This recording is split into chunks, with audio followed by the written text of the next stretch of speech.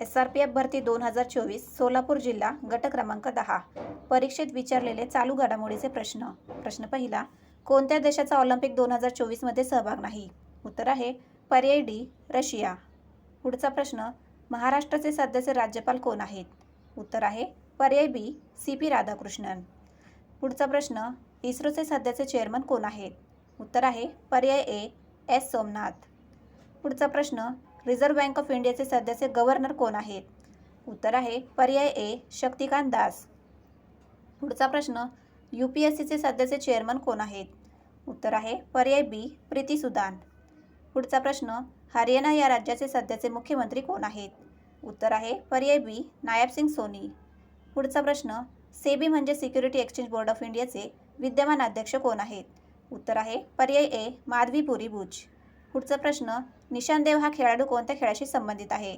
उत्तर आहे